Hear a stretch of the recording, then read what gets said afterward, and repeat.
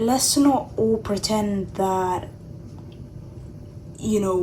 we're all perfect and that we've never been manipulated before, or because, and I'm about to speak on this as well, like the people who think and believe that, oh, they can never be manipulated, are the ones that are easiest to manipulate, because they never see it coming and they never guard themselves against it. And genuinely, these things, you never know, like it has nothing to do with how intelligent you are or how worthy you think you are or how beautiful you are.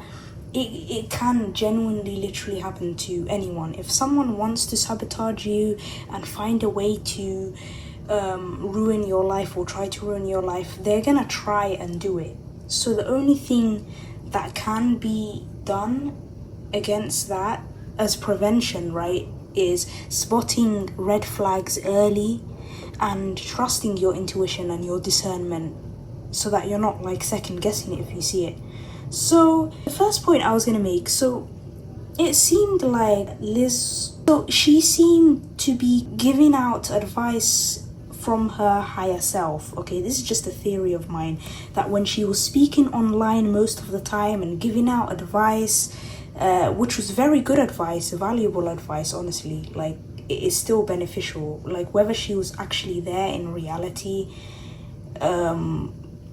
or not, it seemed like some of the advice she was giving, she was channeling her higher self, speaking from that better version of herself, to motivate others and motivate her audience, even though she is likely that she wasn't fully there yet, because obviously, like, no one's perfect. I'm not perfect.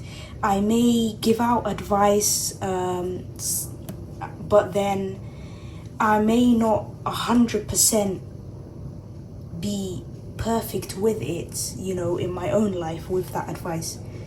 And yeah, so she seemed to be given advice from her higher self, even though she wasn't fully there yet in practicing what she preached. It's so much harder to actually put that to the test, whatever values or advice you give out, than it is to see it and say it, but to actually act on it is a completely different game, a completely different challenge. And another point I wanted to make, in a video clip, I remember this specifically, where Liz and Landon, they had this video together when they were just talking. They were talking about all sorts of things and about love and relationships, and I peeped when she said, and I quote, like, love won't buy you a mattress that costs money.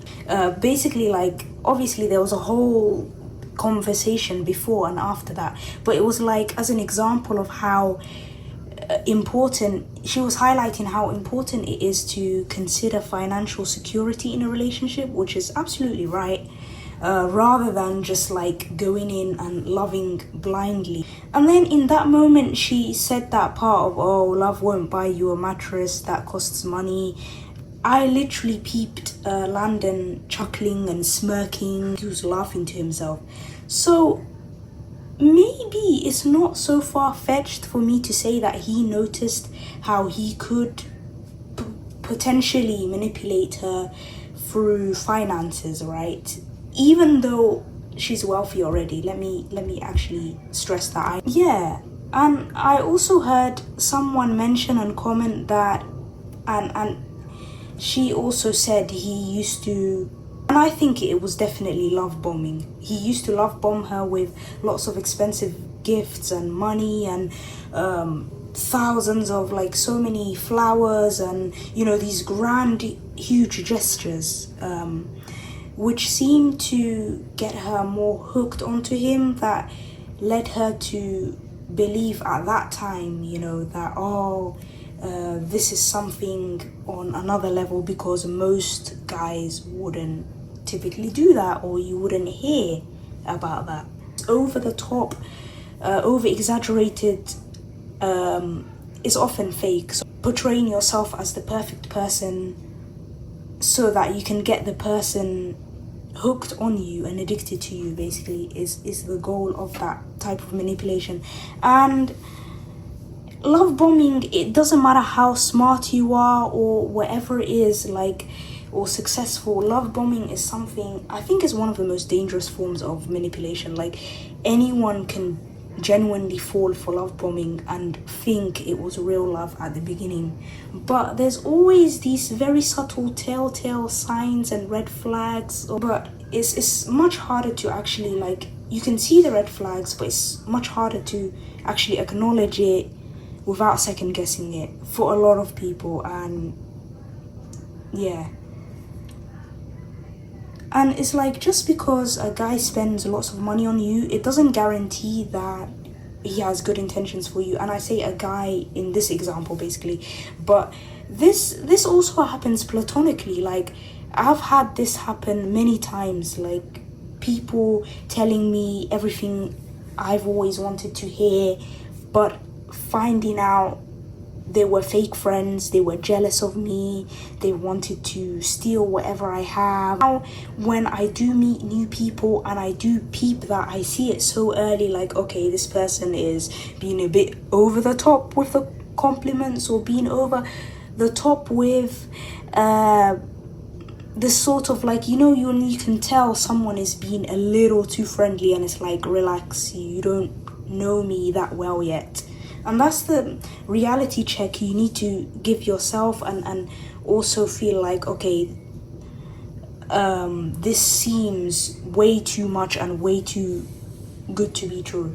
Not that you'd settle for less, or I'm saying people should settle for less and not accept these grand gestures, but don't accept it also blindly as a proof of love. Like, most of the time, this person wants access to you, proximity to you. They could switch up at any given moment. As soon as they realize, oh, okay, this is not working, this tactic, I'm not getting what I want from them. Oh, I thought of, okay, this is my theories, right? From Liz's perspective, right? When you're actually the one going through the relationship, that's in the relationship, it's so much harder to fully see the red flags as easily as someone from the outside. And I know people, right, when Landon and Liz made that video earlier on, and, she started showing him, they were pointing out certain inconsistencies and red flags, possible red flags, but it's so easy to just ignore it and be like, well, they're not in the relationship, they won't understand, and the exception, and like, it's kind of easy to fall into that trap. But you shouldn't completely close yourself off from other people's opinions. It's not everyone is like jealous of your relationship or whatever. Some people genuinely are, and they will overstep and be all up in your business. But when I feel like, personally, when a lot of people are sort of starting to say the same thing or pointing out similar patterns, then there has to be some kind of truth in what these people are saying. If there's a common trend, a common pattern, you shouldn't just sort of like cover your ears, say la la la, like, you don't know my relationship from a 5-minute video. Okay, obviously, okay, she's probably not said that, but I'm talking about in general, like, there's a lot of people in, I'd say not the best relationships. Oh, you don't know anything about our relationship from a 5-second clip. Or honestly, there's way too much noise, but Landon love bombed her very consistently and appeared to do all the right things in words and actions until he was, caught, exposed for cheating. Love bombing is one of the most effectively dangerous forms of manipulation, because this person is literally telling you everything you've always wanted to hear based on the data that they have about your personality and what you've been through. So whatever you may have shared with them, or they may have heard from others that you may have told others, not trying to scare anyone or make them paranoid, but it's like people really will use what you've shared against you if they're bad people like this. So when a person's past traumas and wounds are obvious to a manipulative person or opportunist, right, like after having conversations with you or finding that information out, studying you, they will attempt to fill that void or have that illusion, cast the illusion of filling that void, of pretending to heal you in this way, by the trickery of love bombing. So that love bombing becomes a weapon forged against you, right, or the person being love bombed. This might even feel like heaven, or like, oh, this is so amazing, way too good to be true, doing all the right things and more. But majority of people, unfortunately, like even me, like in the past, have ended up falling for love bombing, because we naturally want to believe that the fairy tale being presented to us is true, and we'll do whatever it takes to secure that illusion and keep on the rose-colored glasses, which only hurts us all in the end. So the best thing you can do to protect yourself against it is to use your discernment and peep the very moment they switch up or are about to switch up on you. Like no one on earth can, you have to realize, no one on earth can maintain the same facade or illusion forever. Eventually, if you pay close attention and ask the right questions, the mask will slip. Watch how they treat other people, how they communicate with other people, friends, family, even strangers, as that will tell you more about what kind of person they are. And so coming back to, Landon, right? He also used her spiritual beliefs to manipulate her and make her believe that he was meant to be with her, that she manifested him, he manifested her, and vice versa.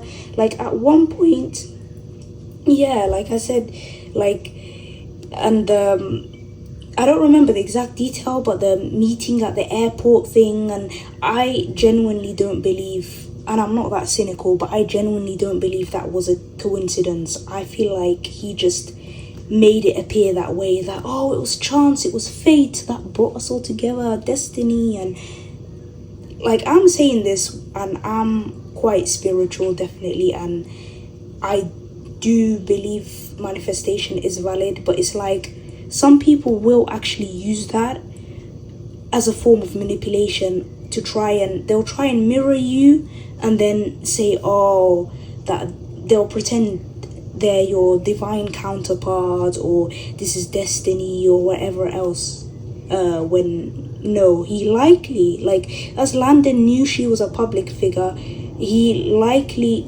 studied her videos, he figured out her weaknesses, or, I'd say weaknesses, but I don't mean it in a bad way. Like, all of us have flaws or certain weaknesses within us, no matter how deeply it's in us, we like try to hide it or cover it up. Yeah, like probably he figured out how he could approach her, manipulate her based on what she shared, likely. Obviously, it's not her fault or anyone's fault if these things happen, because some people out there, they'll find whatever opportunity they have in order to try and sabotage you, whether it's out of hatred, insecurity, or jealousy towards you, right? All the same thing. But as a very well-known influential content creator, she should have known not to disclose too many details about her past trauma that could potentially be used against her. Like, I know whatever I've shared online is things that no longer affect me anymore, that I've long healed from. Trust, yeah, people will weaponize whatever information you reveal, and then they'll throw it back in your face to say, oh, this is why that happened to you, and so. Just throw it back in your face. A lot of people end up falling into this trap where they desperately want their happy ending, even though, they have been warned previously or given hints, or their intuition has been warning them. I don't think she was willing to believe anyone about the true reality of this, of London's true intentions. And relationship online, obviously that adds pressure, isn't it? And her pride likely became another trap for her, because actually admitting that things didn't work out the way she portrayed publicly, right? Okay, that's something that's very difficult and painful for most people to do, especially when they put it online in the first place. She likely thought that she'd be the exception and that hopefully London would improve once things got more serious. And that's another trouble, thinking you're gonna be the exception. A lot of women end up believing that they're the exception, and so the pride itself becomes a defensive mechanism to cover up unresolved shame and fear, and accept that no one can be fixed or reformed. Like, it doesn't matter how much love you pour into them. So yeah, sorry, the last thing I wanted to say is you kind of just have to accept the reality, as painful as accepting reality is. And that's the only way to face that inner shame and too much pride, because it's both the same, parts of the coin. Like, separate yourself and move on, basically.